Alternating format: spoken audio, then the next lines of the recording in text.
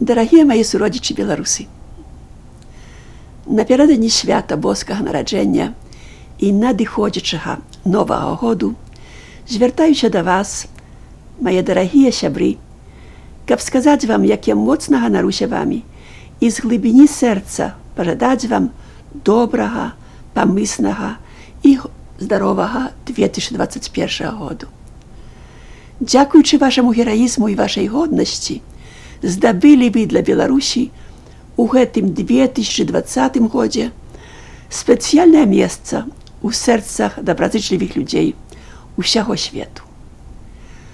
Удзячная кожнаму з вас, хаця і баліць сэрца дзеля пакутаў, якія вам прыйшлося перанесці. Ваш уздым мне моцна дапамог перажыць асабістую бяду, якая мяне напаткала ў красавіку гэтага году.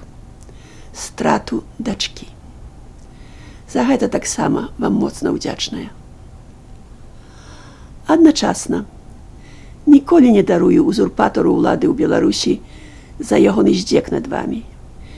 Не хапіла яму брутальна хапаць вас падчас вашых мірных пратэстаў на вуліцах беларускіх гарадоў. Каб захаваць уладу, прыдумаў новую форму генацыду свайго народу, перапаўняючы турэмныя камеры людзьмі, якія не мелі ніякай магчымасці абараніцца ад пандэміі каранавірусу. Тады, калі ў іншых краінах людзям забаронена спатыкацца без маскі нават са сваімі блізкімі, нашых людзей, нягледзячы на іх узрост, на пол, ні на здароўе, хапаюць, напаўняюць імі аўтазакі і адвозяць у турэмныя камеры, дзе няма магчымасці ані памыць рук, ані ўдыхнуць свежага паветра. Пра маскі няма і мовы. Такім чынам, заражаныя людзі перадаюць каранавірус незаражаным, а гэтыя апошнія разносяць хваробу людзям вакол іх. Цяжка прадставіць нешта горшае і больш цынічнае за гэта. Успамінаюцца хіба толькі газавыя камеры у нацыстоўскіх лагерах. І гэта ў 21 стагоддзі, нягледзячы на масу дагавораў у галіне здароўя і чалавечых правоў, падпісаных Рэспублікай Беларусь. Дарагія мае суродзічы, гэты здзек вы не перажылі, аднак, дарэмна. Увесь свет бачыць, хто над вамі здзекуецца і ў якіх нялюдскіх умовах вам трэба жыць. А таксама бачыць, як годна вы сябе паводзіце. Прызнанне Пуцінам перамогі Лукашэнкі на выбарах 9 жніўня і абяцанне маскоўскага аўтакрата памагчы Лукашэнку ў выпадку патрэбы не пойдуць на карысць злачынцам.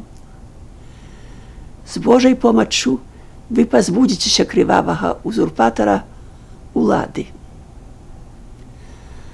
Народ выйшаў шчыльнымі радамі бараніць сваю зямлю, не забудзе і не даруе перажытага здзеку. Вы даказалі, што страхам і сілаю вас ужо не перамагчы, і што вы пасля доўгай няволі адчулі сябе годнымі сынамі зямлі, якую перадалі вам вашыя дзяды і прадзеды пасля 10 стагоддзяў змагання за яе волю. Веру, што разам мы пераможам усе цяжкасці і што каханы край наш, Беларусь, зойме сваё пачэснае месца у сям'і вольных народаў свету. Дык памажы, Божа, жыве Беларусь!